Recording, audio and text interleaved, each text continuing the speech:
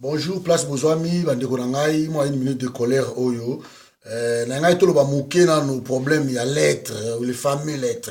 Nanda on même le en Afrique numéro un, comment les Congolais étaient furieux, comment on a qui Kanambe, ba komi lettres, na ba matata pogno, ba tindi yango na pas à François Hollande, c'est tout à fait normal, ba tindi ba lettres wana pour na qui ba compatir peut-être, mais là que je dérange ma casque, ils sont prêts à aider la France à combattre le terrorisme. Bandeko na ngai. Bozo ki la bato ba problème na mboka na biso. Déjà oyo kutu ba meilleur terroriste au baza na Congo, oyo Kabila a réintégré bango na armée. Ba meilleur terroriste wana. O baza na Congo bandeko na aboyebi bango. Toi de tango fort, ce sont des terroristes au sakanate. Ba bomi batu na mboka. Ba bomi batu na est wana kutu ba mindu kito zali ya FARDC wana e commandé ya ba Rwandais ya ba terroriste. Ba tango fort yo wana réintégré bango. Ba M23 na nyoso tout o ba bomaki batu ba viola ba mama na biso bazo continuer ko bomati lelo amnistier bango et azongisi bango lusu na est kuna. Ils étaient plus de 350. Ba mort bazo kufa partout na Congo. Kabila na rien à foutre bandeko na ngai. Pona koyeb sabino ki président wana pona ye Congo eza na ngwe loko kutu te ça représente rien. Eza ka machine oyo aye ko yiba machine oyo aye ko panza richesse dans libanda et le là solo bakeno il est prêt à négocier, il est prêt à aider le peuple français, il compatit, asa profondément choqué na ba mort ba kufi. Donc pour na bango ba mort ya mindele na ba mort ya ba noir eza différent. Ozo mona bandeko na ngai. Na rappelez moi ba mort. Vous souvenez-vous tant au Coupe d'Afrique des Nations était au bêta au Côte d'Ivoire remporta qui. Alors Congo tant a gagné Congo Brazza. Bandeko na ngai kaka jour wana na Aru kuna province orientale bato ke ba Soudan. Ba yaki ba terroriste ba kota ki ba bomi bato bazola na match. Ba mort bato ba kufaki. Kabila tikala même pas kokende, asala même pas illusion nango, allusion de loko moko. Donc rien, azui avion akeinde kuna na Guinée pour le loko misaba joueur. Donc pour naie ça veut rien dire. Beaucoup fois ou pas, il y a problème na été. Bandeko nanga bazong ici, bato ba réfugiés congolais bazala ki na Kampala. Bazong si on a lac Tanganyika, il s'avérait que bato bola ki barke wana, bato ba kufi na mai, plus de 250 à 300 morts. Kabila tikala koloba te eloko moko te bandeko na ngai bato na bakufa bakena bango kabo ba indemnisation ezalaka te ba funéraire honoraire ezalaka te lelo yo toke kuna na nini na Katanga batrain na bango basombaki ba 1700 wana te wana eboma plus de 250 morts lelo yo enquête esalama te bato wana eloko moko te Kabila tikala ko déplacer même pas. Comme le font tous les chefs de l'État, rien du tout. À ça la moté pour les accords congolais, mouche, pour naïe, ça veut rien dire. Donc, État lié koutouté. Tout le monde a sous bande konangai. Congo Brazza ba ko reflé bande konabiso ba viola bango, ba boma bango, ba katisi bazala kaka quelques mètres na Kabila. So que na gelem kuna place avanda kuna kota ba mozole kuna na place bato wana ba yaki na même na maluku pour ba check bango na stade mususu wana après ba kena maluku wana bande ko nanga atikala même pas kokoma kotala que non peuple nanga ba ko refouler bino bozongi na souffrance wana on contribue on compatible ba bino rien du tout à koma même pas bazaka na Kinshasa bato bazolela ba souffrance a komate alobate. Hein? Mais finalement, expliquez que cet homme est là pour détruire le pays. Sans parler de Charnier à Maluku. Hein? Charnier à Maluku, bandeko nangai, bato akofi 104, comment? 425 qui mourra la goutte, n'a pas mourra la qui pangote, bato bakufa ba plus, bakosa ba 500, ba 600, ba 1000. Atika la kolobelo ko mokote, ba mokote ba sa ko bloquer ne banquette wana. Bozo la goutte ya France ça ko avancer pourquoi? Parce que l'enquêteur, la liberté, surtout, va continuer. Ou ya biso va bloquer l'enquête, wana, et qu'on écoute simbate ou ça le matin. Le long de Tokoluba, Kabila zo compatir. Asa choqué.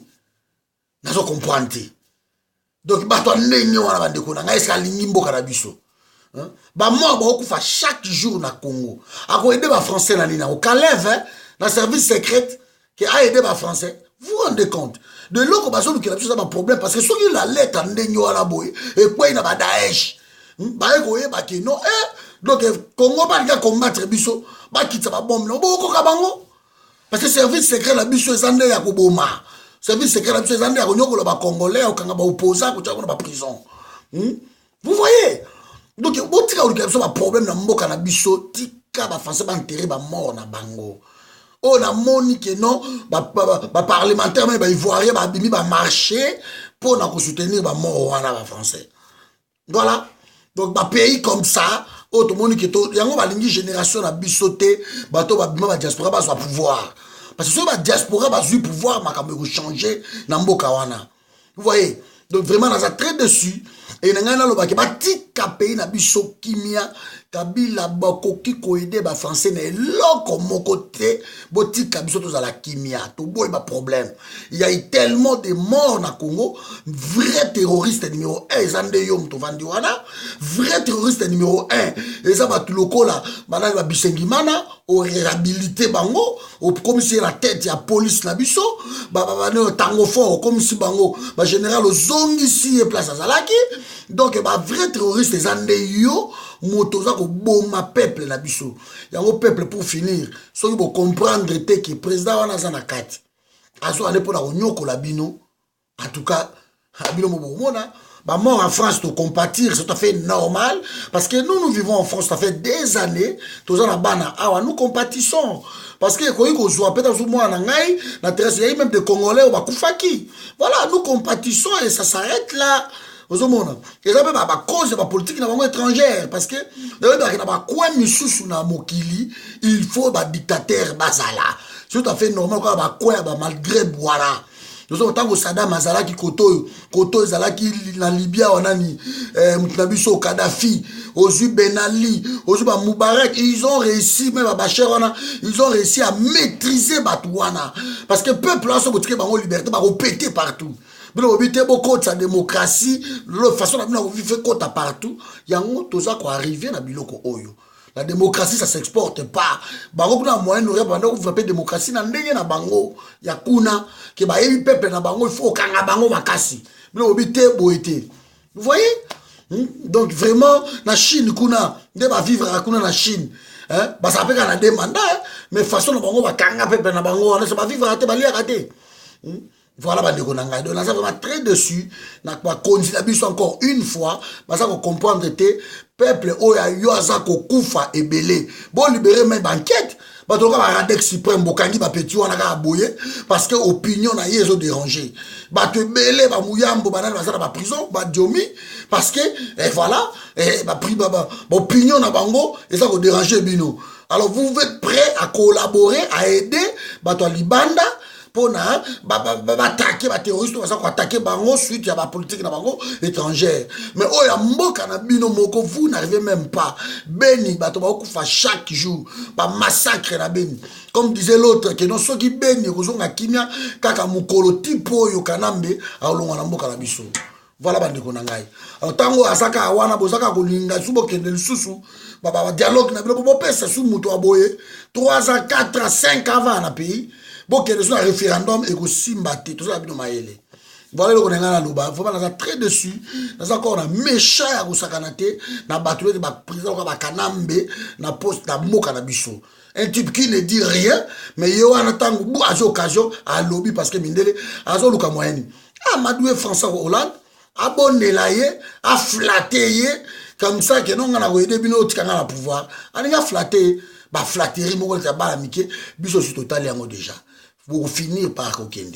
Ingeta, on est ensemble, on va finir par partir. Bah, moi, on va couper na Congo, toko tika binote. Bah, tu vas couper chaque jour, na ba hôpital, na biso, na ba tu vas kufa, na ba nzela, ba chauffeur, ba zo boma, ba soda, na ba okanga, ba arrestation arbitraire na Congo, n'en parlons même pas.